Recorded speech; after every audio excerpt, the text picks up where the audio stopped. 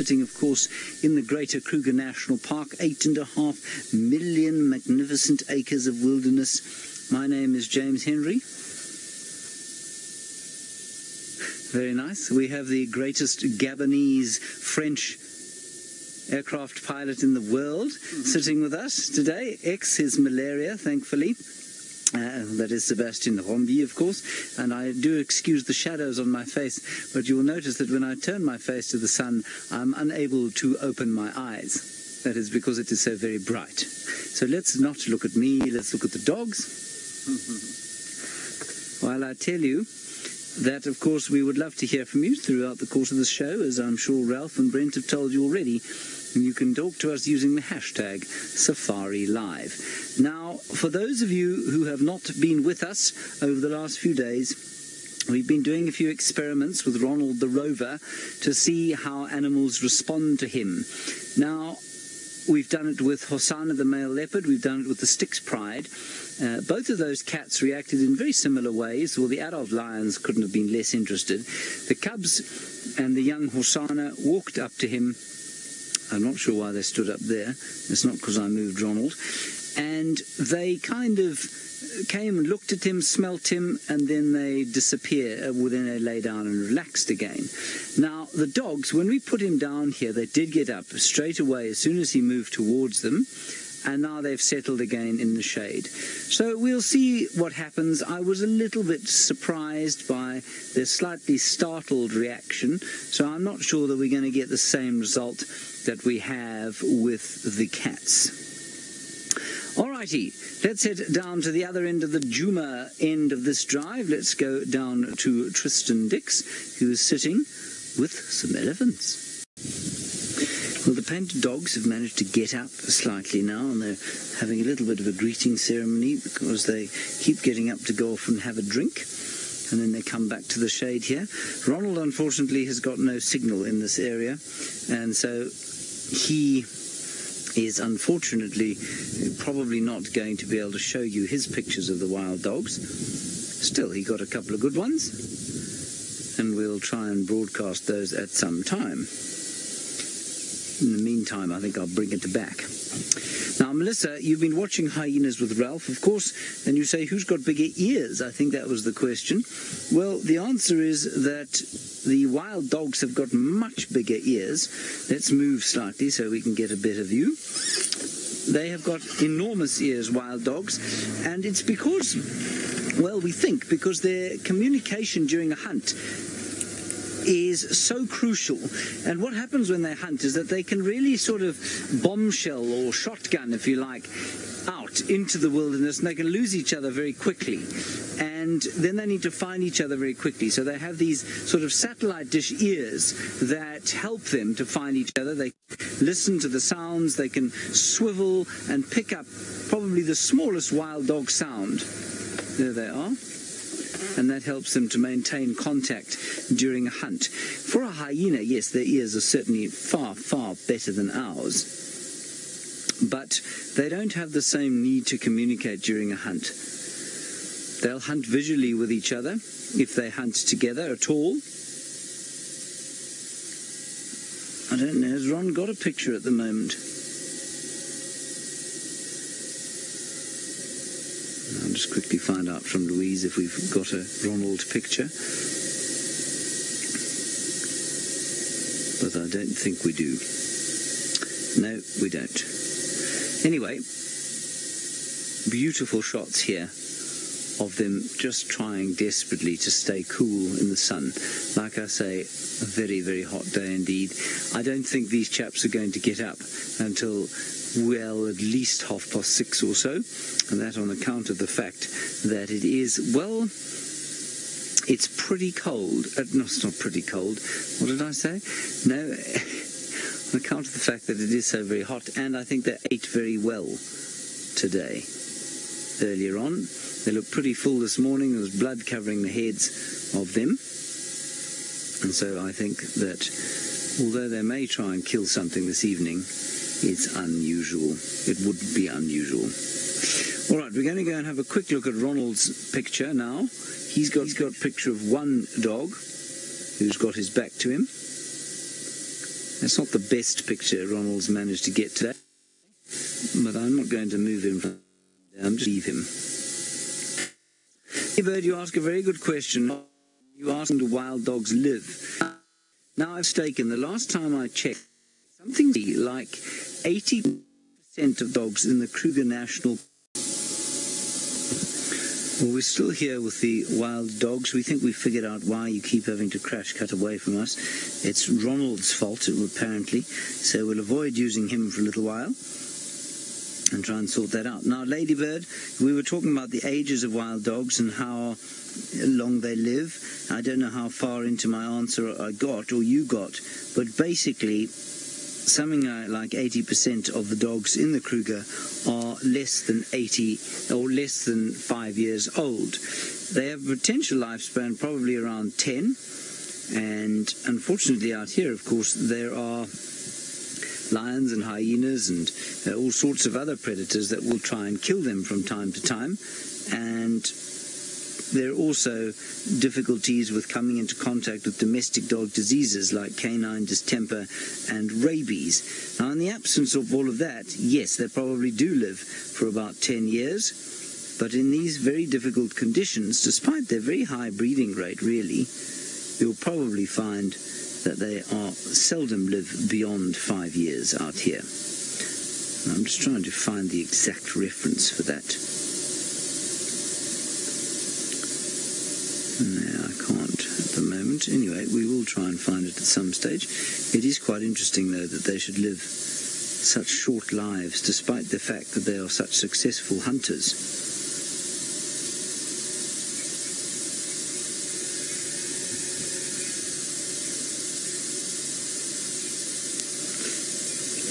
Hello, amazed man. You are a new viewer today, and I hope you remain as amazed as your name suggests you should. It is wonderful to have you with us, and thank you for giving us of your time and of your intellect. Of course, you've asked how fast they can run.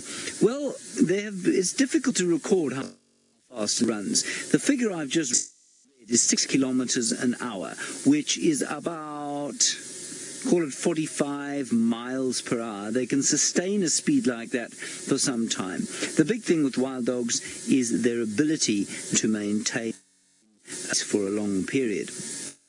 And something like a cheetah, for example, which must catch within the first sort of quarter mile or so, or they run out of steam.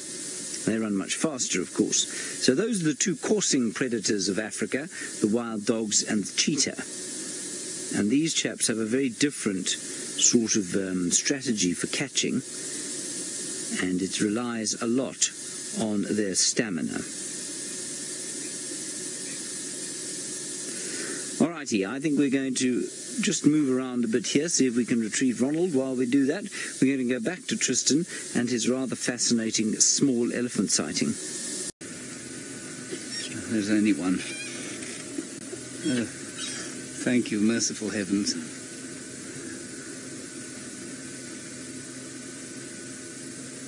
We're okay, Seb. Phew. The dogs are still here. There we go. There they are. Marvellous. How's that, Seb? Oh, an animal, everybody. And some signal. Can you believe it? Joy and rapture unforeseen. For now the sky is all serene.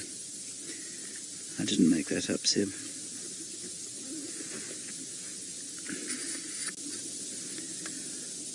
Whew.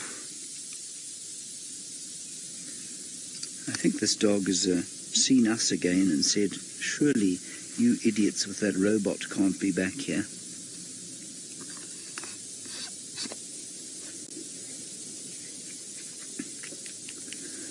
Oh, right, well, as we've come here with these dogs, so Tristan has found greater action than we have had all day.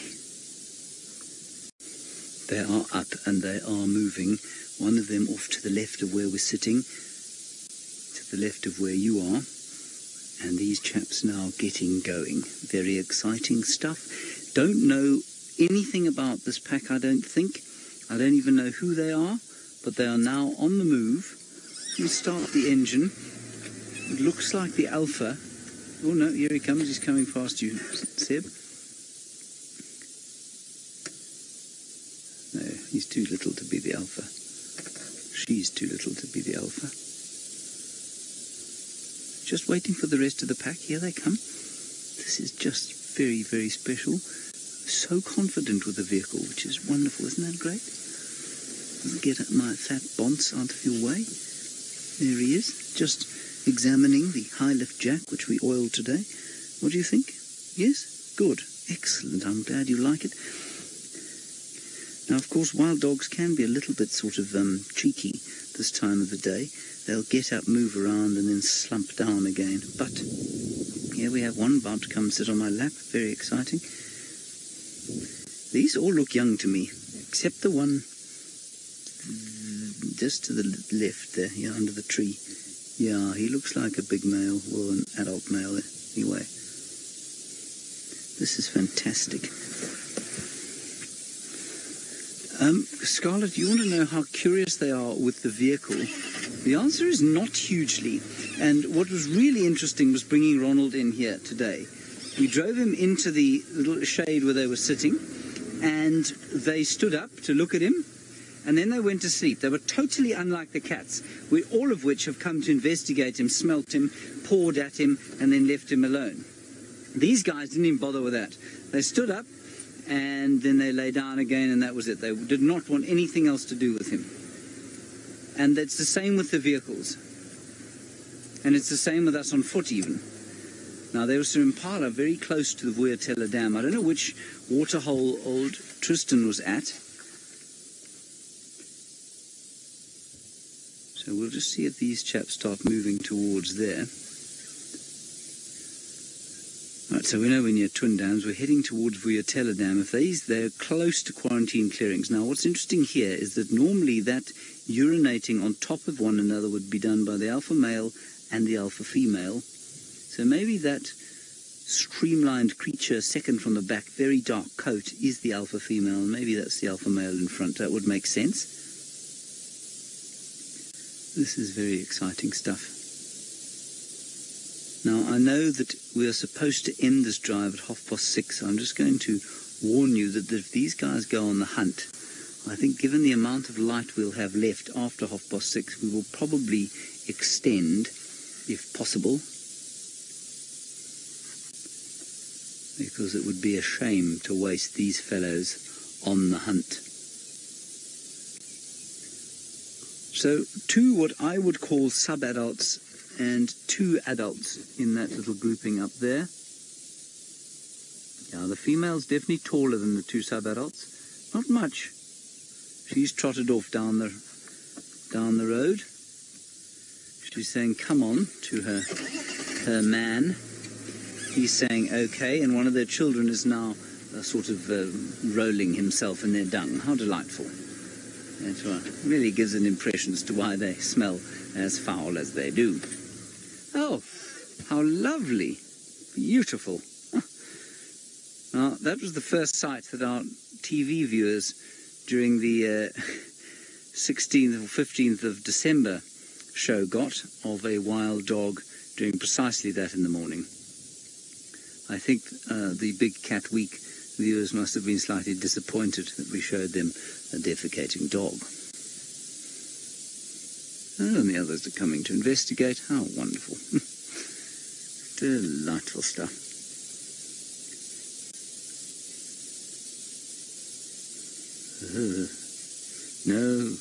No. Oh, okay. Phew.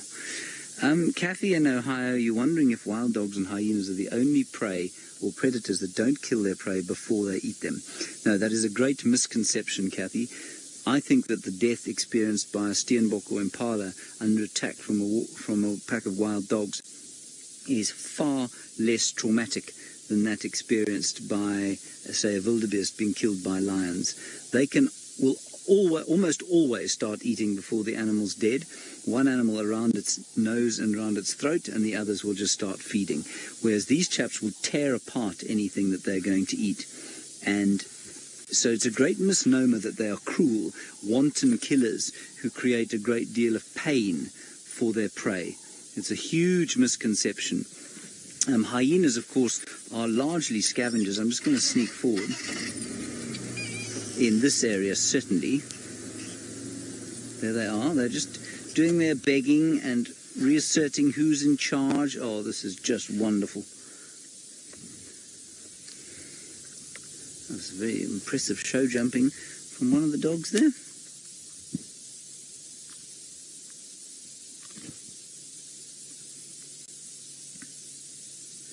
Now don't go that way, come back this way.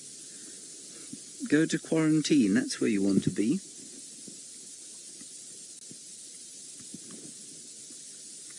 No, just popping up behind us. Let's just wait a little while. They do tend to take a little while to pick their direction. Ooh, an elephant's calling, not too far away.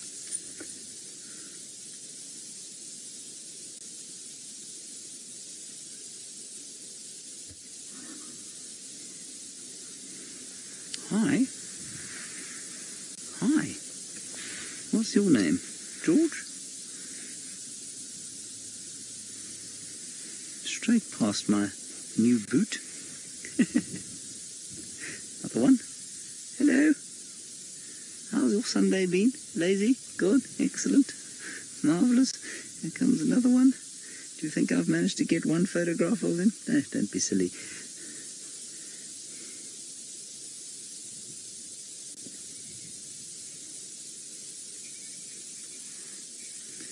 Now, first lady, you're wondering how many are in this pack, and I actually don't know. We've got 1, 2, 3, 4, 5, 6, 7 so far, 8 coming up behind. I'm going to go with 8. Now, I can't move because they're now getting in the way. Yeah, there are 8 of them. Come on, off you go. Rest of them are going to eat something before you've decided to get moving. We can't move, I'm afraid. We have to wait for them all to get onto the road. Yes, come on, children. I know one shouldn't hurry you, and these days of millennial parents, etc., we have to allow you to do what you want to do. Come on.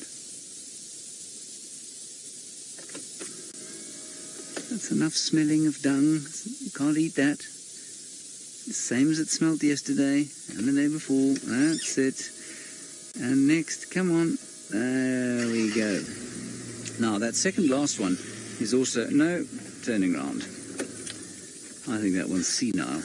That's quite an old male. Obviously not the alpha. For reasons that are fairly obvious, not particularly proactive animal. Taking life easy.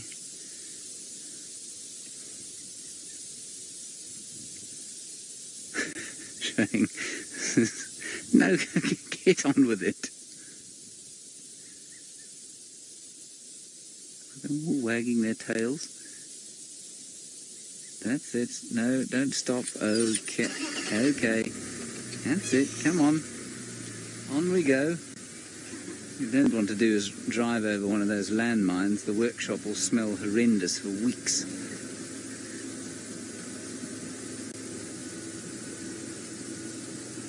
Just get out of the way for your hun.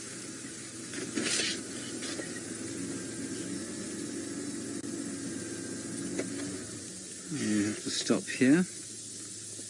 The others are on the road up ahead. They haven't disappeared. This is completely normal. The hunting party normally takes a little while to wake up and get going. So we'll just stay with them, I think. And one of them's laying down. All right, let's go forward. Watch your heads, everybody. Coming back this way now, over an enormous termite mound that I failed to see. This will be a nice shot of them coming down the road. I just really hope they don't turn directly left from where we're sitting now, because that's a thick block. You can hear the rattling testicular going crazy. Beep, beep, beep, beep, beep, beep, beep, beep, beep, beep, beep.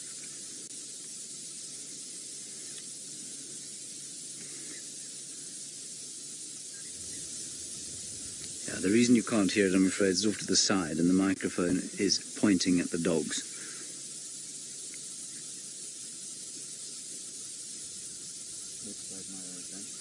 To the left of where you are, Seb. You'll just be able to hear them going Beep, beep, beep, beep, beep, beep, beep.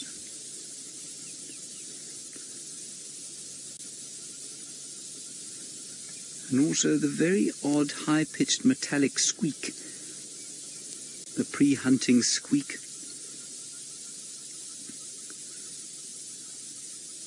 There we go. Now we've got a lot more trotting, moving around.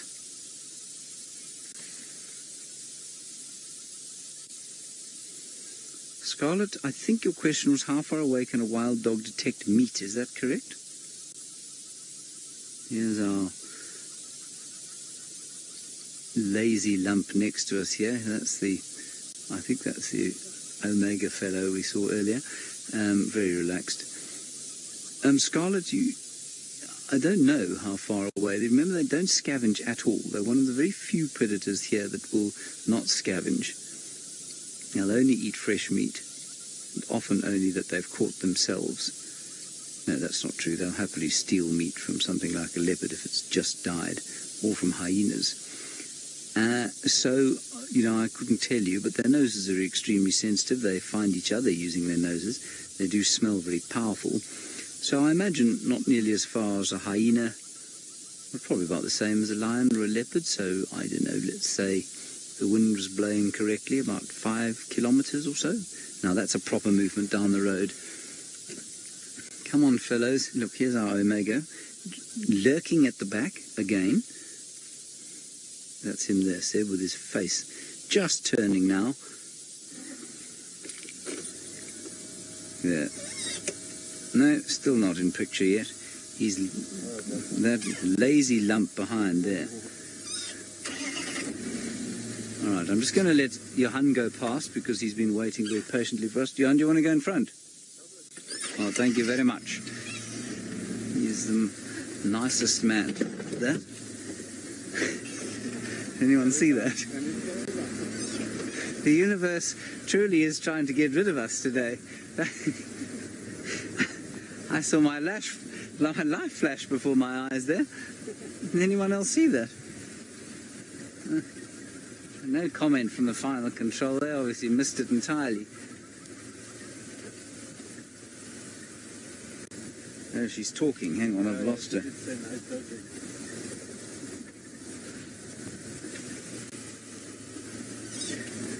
All right, here we go.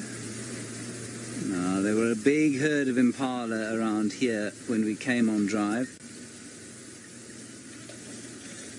Oh, another one having a poop. All right, I think, yes, let's go live for an action broadcast. Let's see what happens, shall we?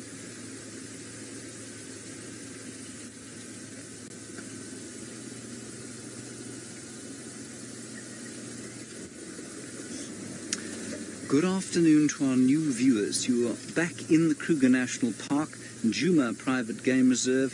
My name is James Hendry, and we're watching a pack of 8 wild dogs. They have just got up.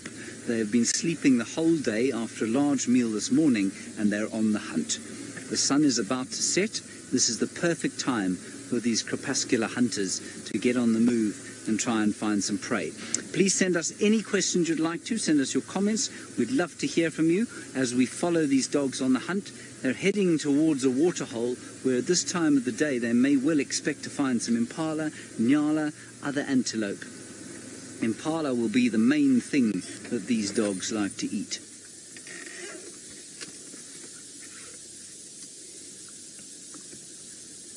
Magnificent stuff. This is very exciting indeed. We don't have a huge amount of light left, and that's okay because normally they'll kill before the dark. A cuckoo calling off to the left, boop, boop, almost in anticipation. The whole sort of changing of the guard taking place now The daytime birds going quiet, the nighttime birds starting up. And it's during this changing of the guard that we would expect these dogs to go on the hunt. And suddenly what will happen is that they will explode in every direction if they manage to see something to eat.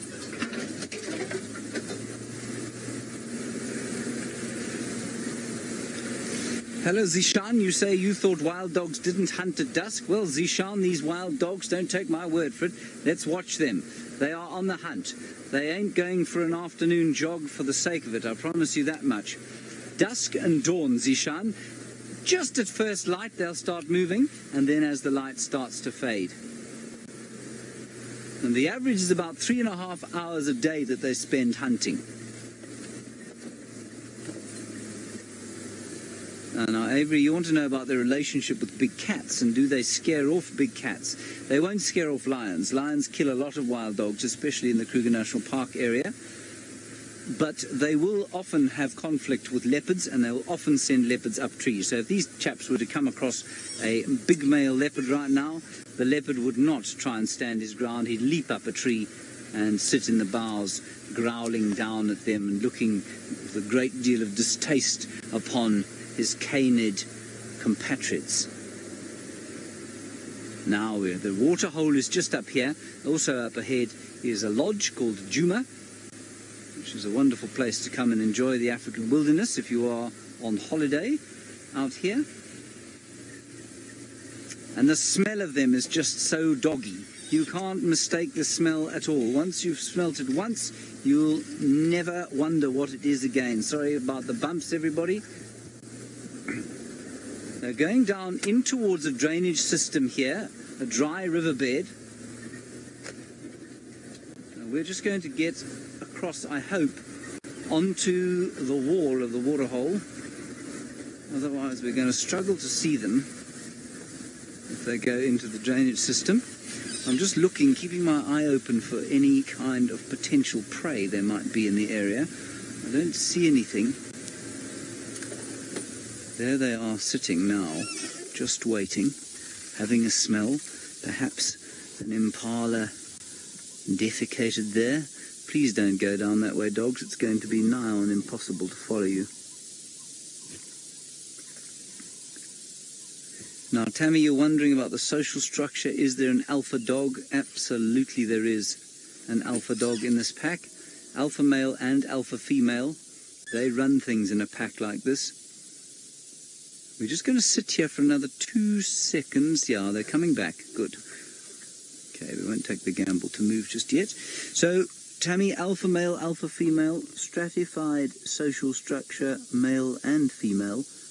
There are some impala. I can see them the other side of this waterhole. This could turn into something quite spectacular. See where they go. They come past us now. It's an inexorable trot. Now, the impala won't alarm call at them. They'll just run when they see them. Sheila, when they're moving like this, it's quite easy to recognize the alpha dog because the alpha will lead the hunt.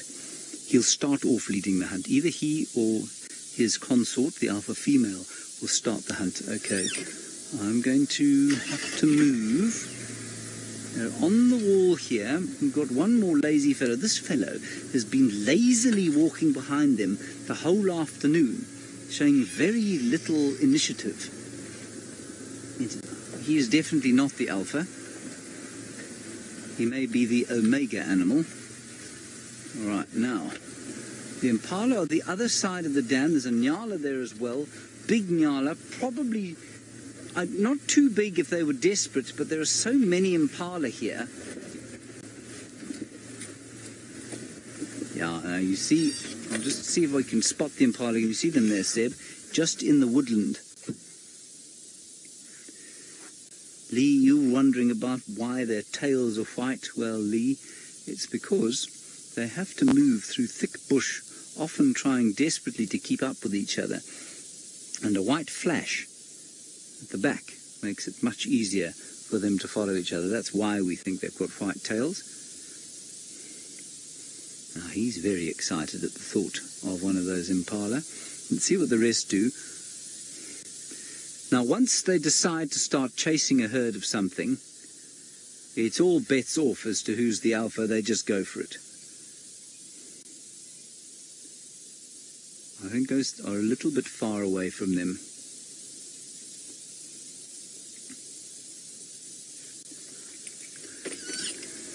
Now, Jeff, you've asked a question that's a little bit like the proverbial how long is a piece of string? Let me go around that other way. I'm not sure where they're going to go from here. Let's take a gamble, go down this way. Jeff, you say how far do they move in a day? Well, it depends. It depends on where their prey is. Do they have prey easily available in the area, or do they have to move big distances? Do they have a den site? If they have a den site with pups, then they won't move very far at all. They can sometimes move fewer than, say, 3 or 4 miles in a day. If there isn't in a den, they aren't in a den site and prey is sparse, let's say we're in the middle of summer and everything's dispersed, well, then they may move as far as, say, 15 or 16 miles. Here are some recalcitrant, lazy ones at the back, including my omega friend there. Sharon, you're wondering what the omega animal means. Well, alpha being the beginning of the Greek alphabet, and I think omega was the end. And the omega just means the least dominant member of the pack. We're going to move from here, Seb, because we're not going to lurk with the, one hesitates to use the term losers, but the less than enthusiastic members of the pride, the passengers, if you like. Not the pride, the pack. Right, the impala have gone running away, the other side there, taking off. The dogs have decided that they are a little bit far away. We will see a little bit of infrastructure here as we go past the lodge. Imagine you were staying in this lodge and wild dogs came running past, where you were having your cocktails on the deck watching the African sunset. What a pleasure. Righty.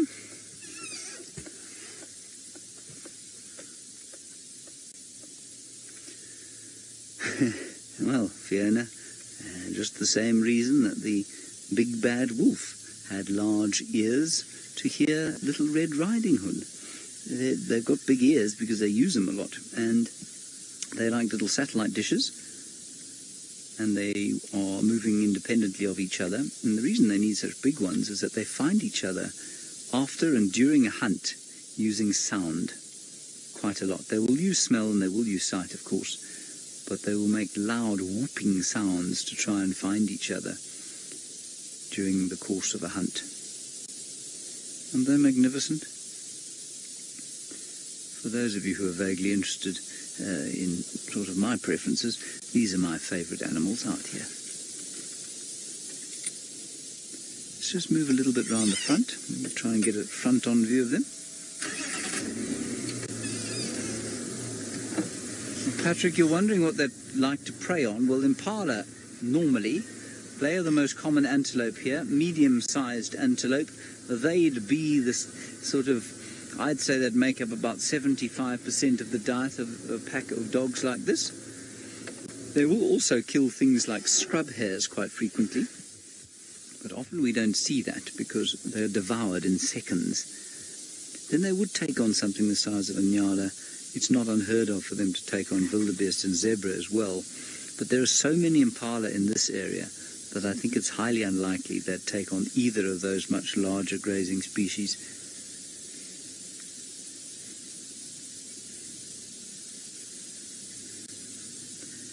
Well, it seems like things are calming down here.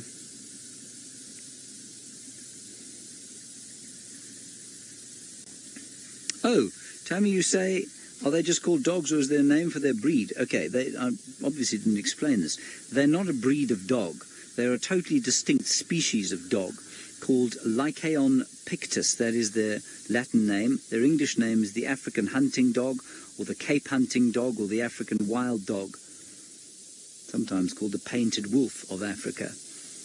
And they are not related, well, they're related to domestic dogs, which of course are related to the wolf, but they are not capable of interbreeding with domestic dogs.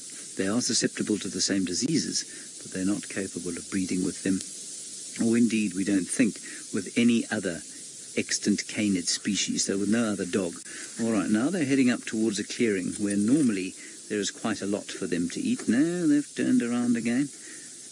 Very indecisive pack, this. Obviously not very hungry, because I think they ate very well this morning. There's our omega friend. I'm trying to think of something complimentary to say about him. I guess he's just not very type A, you know. He's lived a very relaxed and ungoal-orientated life, which I suppose has probably meant that he's lived longer.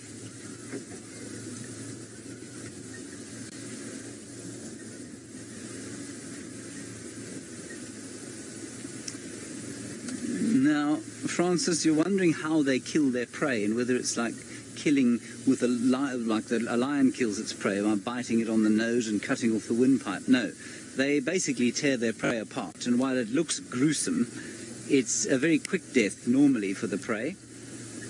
And in fact, the prey often doesn't even know what's hit it, especially if it's a scrub hare or a steenbok, something small like that. Now, we are getting quite close to the camp, so if you see fences and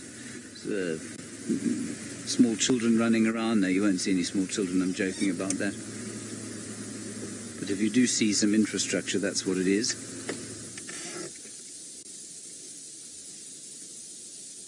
Nice to have your house here. That's our friend. Just checking out the scene at the back, waiting for a meal.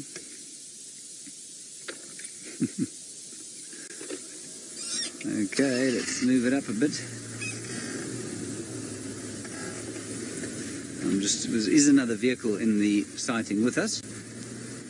One of the landowners. You can see has arranged his children's baby seats on the back of the car very nicely. Whether they will remember their time as youngsters, sort of 2 years old, watching wild dogs on the hunt, I'm not sure. What a way to grow up, eh?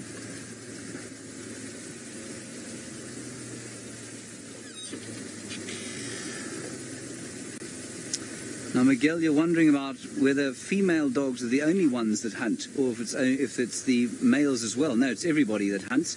Now, I'm just going to tell our final control room, who are helping us with the broadcast, obviously, these guys are going to come right past you. So if you want to pop your heads out the door, would be a good idea. Wild dogs are pretty harmless to people on foot. They're going straight towards now where we live. Hi, guys. It's very strange, because I would imagine there'll be lots for them to eat up there. Maybe they're thinking that the animals will be heading into the woodlands, or they'll try and flush them out of the woodlands. Just quite thick in there, so I've got no sight. Oh, I do have sight. Here they come. They're running straight towards our camp. There they are. Oh, this is just wonderful. Of all the places they've chosen to hunt, it's outside our camp. Very exciting indeed. Gorgeous African sunrise in progress off to the left. You can just see the colours in the top of your screen. And now let's turn down towards our camp.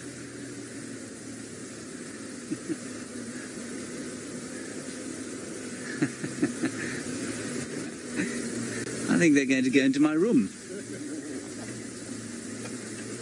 There is the final control. I would get just inside the fence, please. Thank you so much. There they come.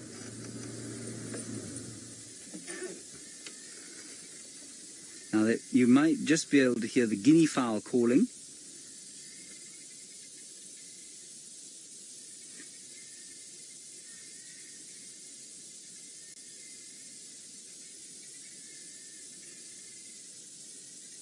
Isn't that wonderful?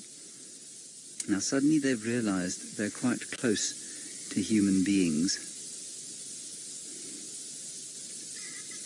Well, they've been chased by a bird. They got chased by a bird. let's just turn around here.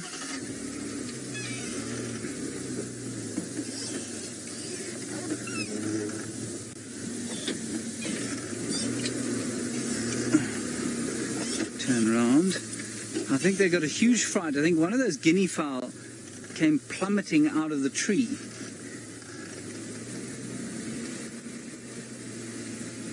Let's see where they go now.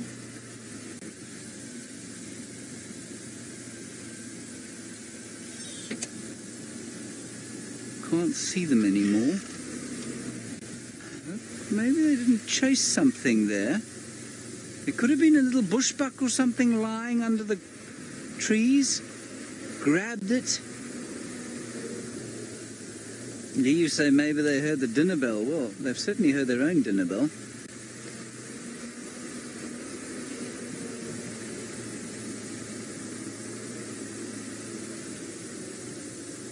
They've gone straight down towards the other camp.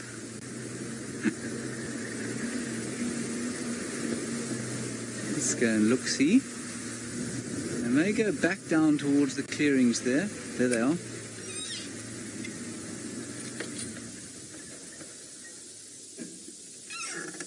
Can you see them there, Seb? A little bit of a gap there. So their movement just slightly arrested by the fact that there's a great big camp in their way. I'll just sneak slowly further down, Seb. We might get a slightly better view. There they are. Two stragglers. No doubt our friend Harry the Omega is probably just behind. That's him there. Hello, Harry. Just called him Harry now. It's not his real name. Don't know what his real name is. Probably Fido, something like that. I don't think it's Fido either. Look at them picking their way down through here. Isn't it wonderful? Yeah, I think there might be. That pool, you say, you think they're looking for the best camp to spend the night in. That's entirely possible.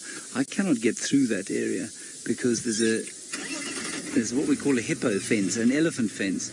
So they'll get under it, but we won't get this car underneath it.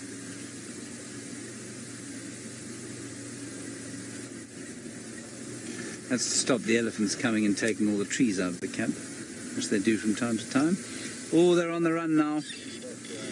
They've just taken off. They're going past Herbert's house, for those of you who are able to stick your heads out the window. Sorry, everybody. This is a 38-point turn. We will do our level best to get there, but I fear me that may be the last of it. Give me 1 second. I'll just get around the corner. We're going to go right into the bowels of the camp now. Now, Kisi, you're wondering if they see the vehicles as a threat. No, I don't think they do see the vehicles as a threat at all. They just see the vehicles as something loud and noisy that they don't want to get too close to. Well, I mean, they were running less than a meter from me today, 3 feet or so. Hold on, we're just going past the camp. But they definitely see the vehicle as something not harmful. They don't worry about it. This is where we keep all the Land Rovers. Now they went running down through here. Probably towards the pan. I'm just going to switch off and listen.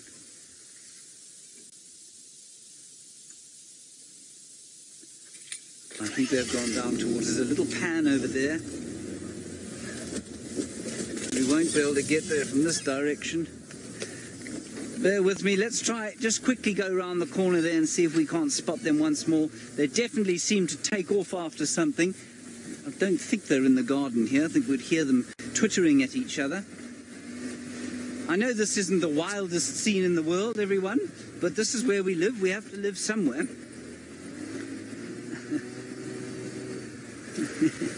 Yeah, smells of cooking and shampoo. I think they're at Gallagher Pan. I'm just telling Johan there, who's the other vehicle, driving with his kids and his wife.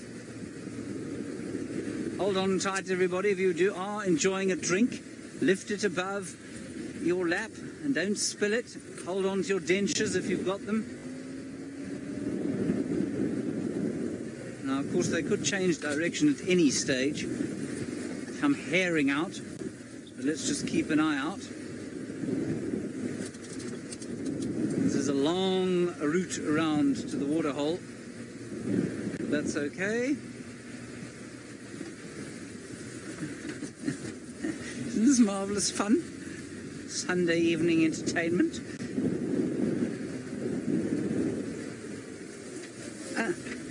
There's a baby impala and a whole herd of impala. I'm not going to stop for them. Those wild dogs could easily come trampling up here. Now, Sharon, you say this has you on the edge of your seat. I've nearly fallen out of my seat a few times going around these corners.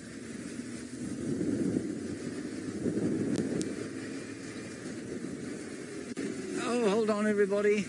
We'll try and do a four-wheel drift around this corner. Woo! There we go. Hold on, Seb. If the camera suddenly starts looking at the sky, you'll know we've lost Sebastian, the cameraman.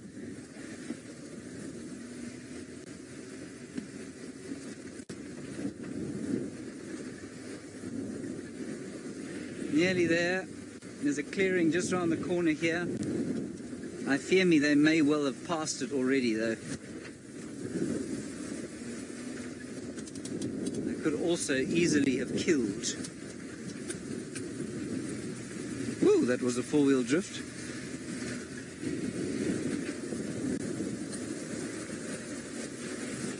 No, nothing. Let's listen. They came from there, basically.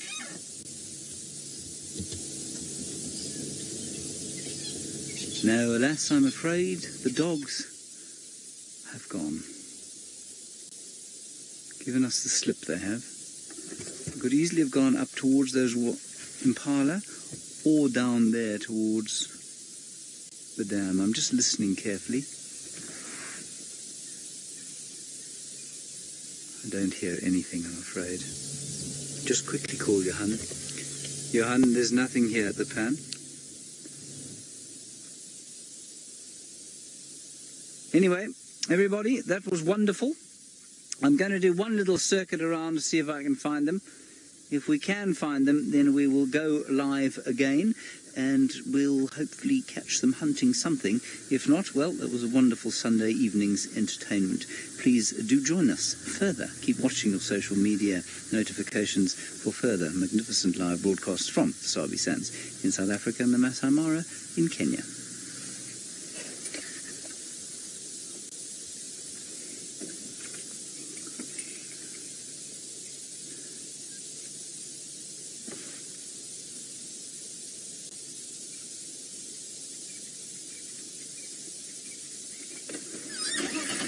What do you reckon?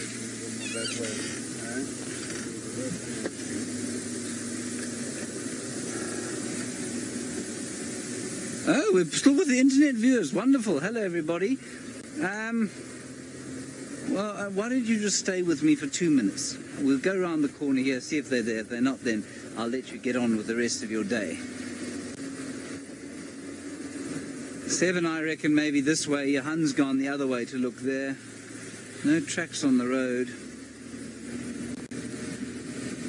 They may have looped back. They looked like they were chasing something through here.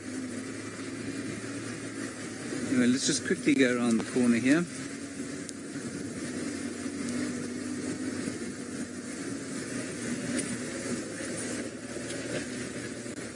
I don't see any tracks on the road.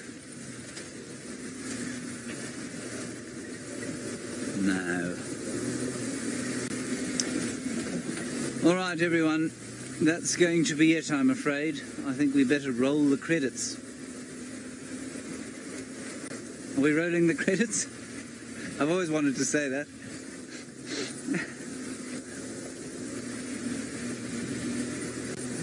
Are we rolling the credits? Hello? Anybody?